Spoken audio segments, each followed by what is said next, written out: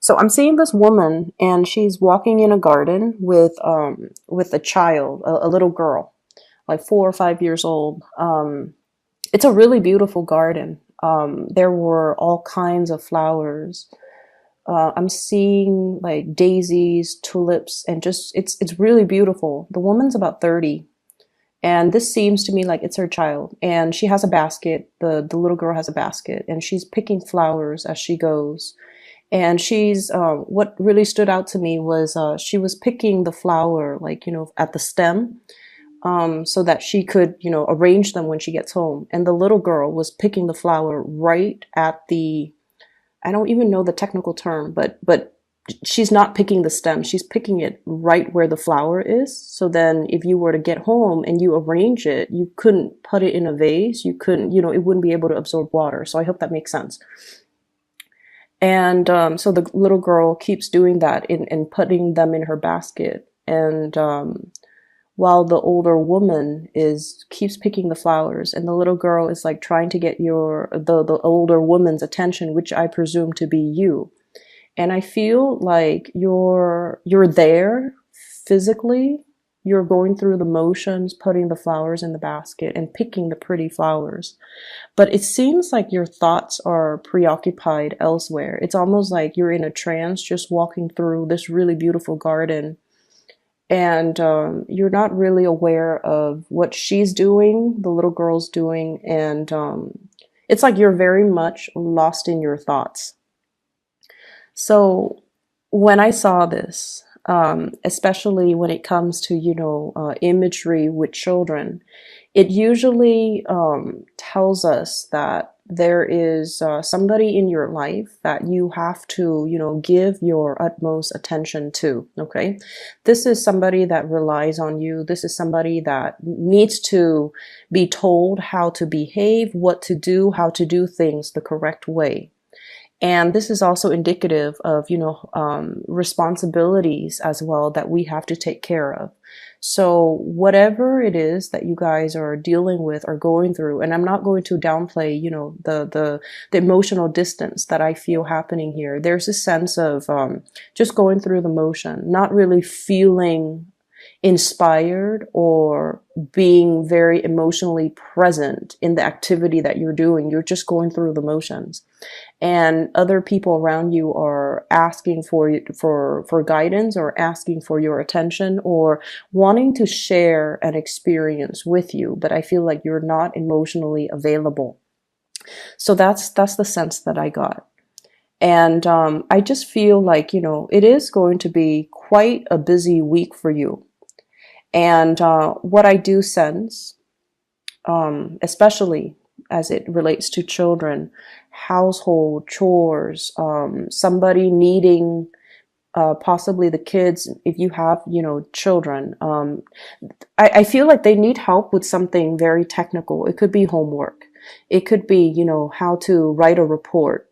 And I feel like younger children, like under the age of 15, who are still, very wobbly when it comes to their academics. And I feel like they either need a tutor, they need technical information as to how to do something, or they might be a little bit struggling in the school front, and they might need some type of assistance, and they're reaching out to somebody. So, if that's your case, just make sure that you're making the time to make sure you check their homework, to make sure that they're doing the work that they're supposed to. And for those of you who are in school right now, I almost feel like you feel like you're not getting the support from your mentors, from your teachers, from your professors.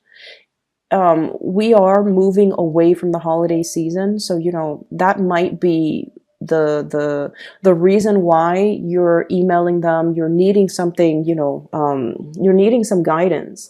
And if you feel like they've been MIA, they're coming back into the picture. Okay. So I feel like it might have just been a temporary lapse, mainly because of the holiday season. They've got things they needed to take care of. They might have stressors in their lives, and they might have, a lot of things they needed to take care of from their end. And as a result, coming into this week, if you feel like you've been kind of ghosted, or you feel like you've been reaching out and the other person is not responsive, or they're not answering your questions, or they just seem a little bit unavailable, I feel like that it's nothing personal. It's them dealing with, things that they have, like responsibilities that they have to take care of. And so what I feel is, yes, there is a lot of work coming through for this week. There are a lot of things that you need to do. And I also see many of you in some type of a mentorship position as well. You could be a supervisor. You could be a mentor. You could be a tutor. You could be a teacher. You could even be like, managing people underneath you. Okay. And the first thing that really stood out here, I have the Three of Swords, and it's linked up with the Three of Pentacles. So this is workplace related. And I feel like there might have been some people that you were that you worked really well with, that you jive really well with, it's like the camaraderie between you and that person. I feel like it might be one person. It's almost like the two of you work together so well. There's this unspoken, understanding between the two of you. You like the same things. You have the same work ethics. When you tell them to do something, you don't have to worry. And likewise, when they come and tell you to do something, they don't have to worry. So there's this really good, great sense of camaraderie and great sense of rapport between you and another person in the work situation. And I feel like somebody left and went to fly off on their own. So they might have left the work environment because there were other opportunities. Queen of Pentacles. This is somebody that sees a good opportunity. Okay. They're very trustworthy, very reliable, and just incredibly, I feel like they have a really big sense of responsibility. They have great work ethics, and they're very trustworthy. And I feel like the whole concept of trust and being able to, you guys are naturally very friendly. People come to you. But I also feel like with Libras, there is a little bit of an icy, I want to say interior rather than the exterior, because you guys are really friendly, very outgoing, very charming, but then there is that interior, that icy core that's disallowing people to enter. And you're like that for a reason, because you want to have that totality of a connection before you let somebody in, like the emotional connection, the trust somehow came out very strongly in this spread. Being able to trust somebody, not just on a superficial level, but like really admiring someone, trusting that you can tell them your deepest, darkest secrets, and they will never tell another person. They will never use the information against you, that they have your best interests at heart. So I feel like you had somebody like that in the work environment that you trust fully and completely. And I feel like this person has flown away because of other opportunities, other obligations, or other and I feel like it's a far away, like someone has left the nest and have flown off and soared, and there's vast distances. So it's not like, you can it's not like you can see them on the weekend. It's not like you can see them like next month. I feel like you have to make arrangements in order to see them, in order to speak to them again. And so there's this sense here of responsibilities in the work front piling up because somebody left and there's a vacancy, and other people have to do maybe twice the work because this person was so efficient that it's like getting 2 employees instead of 1. And now the work that is distributed, it needs to be, taken care of by other people. And so there's a lot of busy energies that I'm seeing coming in. And it's also the end of the holiday season where work piles up for those of you who have been on vacation or in the office or in the work environment or in the school academic environment. It's like you're kind of hitting the ground running. Okay. And finances in this spread looks really, really, really stable. So I feel many of you are spending a lot more time with like housing, decor, decoration, buying things that, like splurging on things that are necessary. So if you've been eyeing like that new, dining room table and you're just like, oh, I'll get it, I'll get it, I'll get it. I feel like you're going to furnish your house. You might even be anticipating a lot of people coming into your house or allowing for more people to come into your home. You might have been a little bit isolated, or you might have, just gone out with friends but never allow people to come into your home. So now you're making your home more homey. You're making your home more cozy, more welcoming, because you're expecting, your social life to pick up, which I feel like it will. And I'm also seeing some opportunistic people in the work environment, okay? Um, the ones that when the higher ups are around, they're on the best behavior. They act like they're doing so much work. And then when the higher ups are, dashing out the door, um, they go back to chit-chatting, browsing the internet, not doing the work that they're supposed to. And I also feel an element of doing, like cutting corners, doing work the wrong way. And so that's for people in your working environment, as well as if you have children, okay, and if you're a student, by all means, please don't cut corners, because education is funny, because well, everything in life, I feel, takes on this energy. Whatever you put in is what you're going to get out. So if you are shortchanging yourself by, dashing off assignments at the last minute, not studying or cramming, just to pass an exam, you're not going to be able to in the long run, retain the material. And knowledge is cumulative. It builds on itself.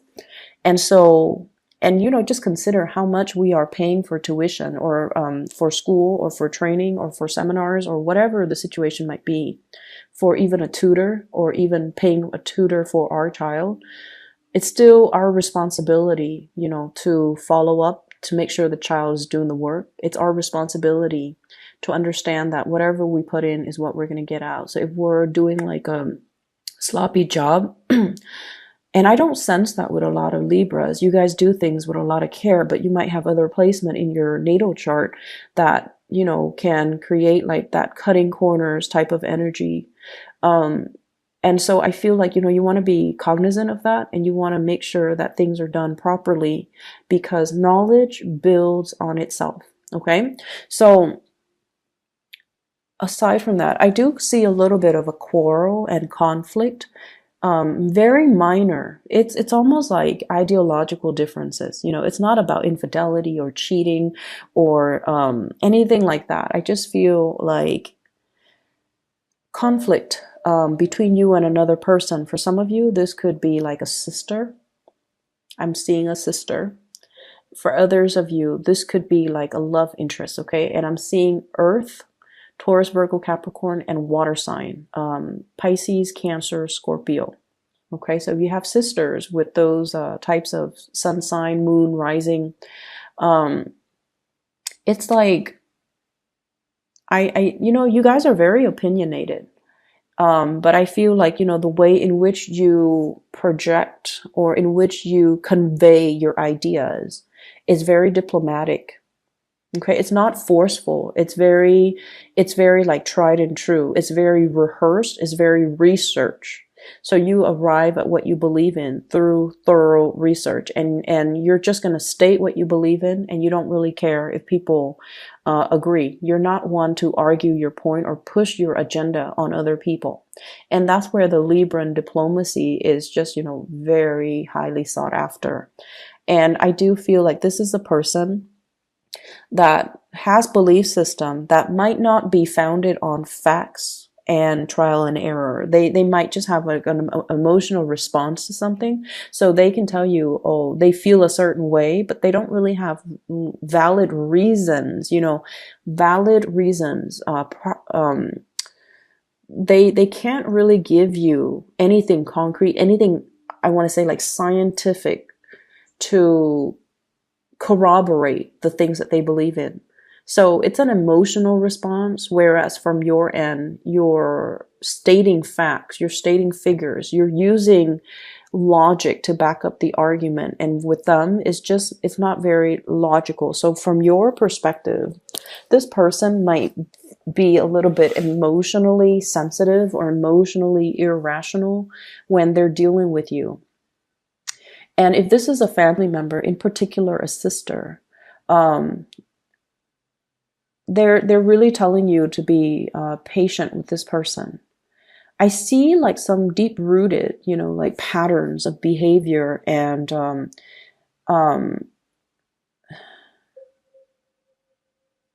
I see somebody who's been very isolated. And isolation basically means somebody has been spending a lot of time by themselves or cooped up in their own worldview, surrounding themselves by people that believe the same things that they believe in, that has the same hobbies, the same interests, the same, even work in the same place. And so it's really hard for them to break out of their worldview and see a different worldview, right? And I do see somebody who's so academically inclined, it could be you or them, that you're seeing things or they're seeing things from more of like a scientific approach, and they're disregarding the reality of how things are actually playing out as you apply them to real life. So there's a huge clash. Common sense and emotional responses is what I'm sensing.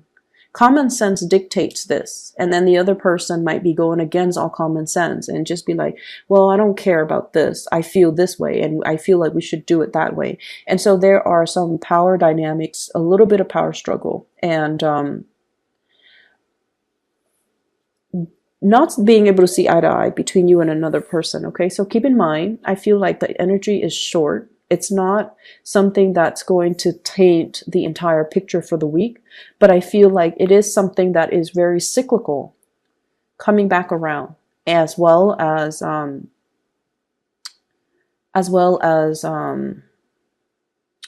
something that's recurring. Okay, if whenever we have situation in our lives that recur, it's really important for us to recognize that it is a lesson for us to learn.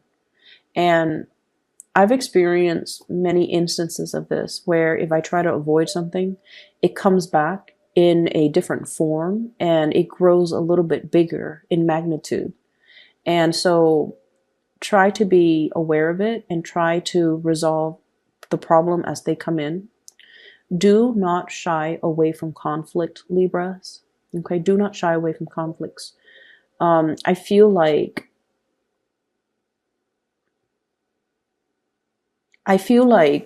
a lot of the times when we are in a conflictual situation with another person, our egos get the best of us. If especially as an air sign, we identify very strongly with our belief system, and somebody that doesn't believe the same things that we do, we often see it as, it's not meant to be like this, but we often see it as an attack on our character. Okay, so for example,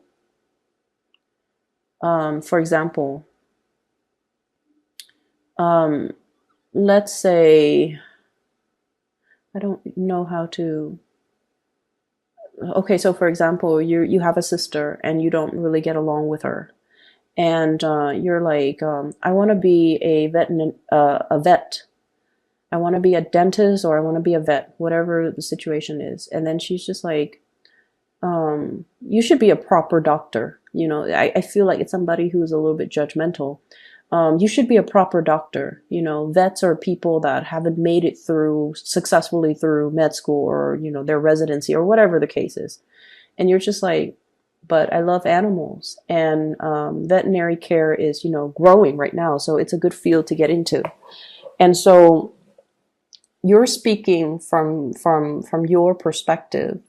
And I feel it's almost like the tone, or the way that the other person tries to steer you in a different direction. It's almost like they're attacking your interests, your personal beliefs, and your likes and your own dislikes. So it's really hard for us to separate the ego from our thoughts. And keep in mind, all conflict, a lot of conflict actually, can be mitigated if we try to detach the ego from it and look at things from a little bit more of an objective standpoint, so that it doesn't rattle us, so that we can be a little bit more calmer, more collected when we are trying to refute the other person's argument. It's almost like, when we feel personally attacked. And I'm getting the conflict here. Okay. It's a dragon fighting a lion. Different species, different worldviews, different ways of doing, different instincts. But it's a situation where I feel like the dragon's going to win. So the point of this is it's a stalemate, supposedly, because it's the Two of Swords, but there is clearly somebody with an advantage here. And so when we argue and we get into a heated debate, and you guys even when you're upset, you can think very, very lucidly, like very clearly. But I feel it's almost like it's a lot more meaningful to be a lot calmer and to reason with the other person. And, even tell them, well, that's your own personal opinion. Everyone is entitled to have their own opinion. And I like animals, so I want to be a vet. I like working and caring for animals, and then you can say like, or why don't you be the doctor? If it seems like it's so blasé for you to say, be a proper doctor, why don't you go through med school? Why don't you, do the work? And rather than telling people. So I feel like approaching it from that standpoint would be really, it would mitigate the conflict. It would just kind of like squash everything. Okay.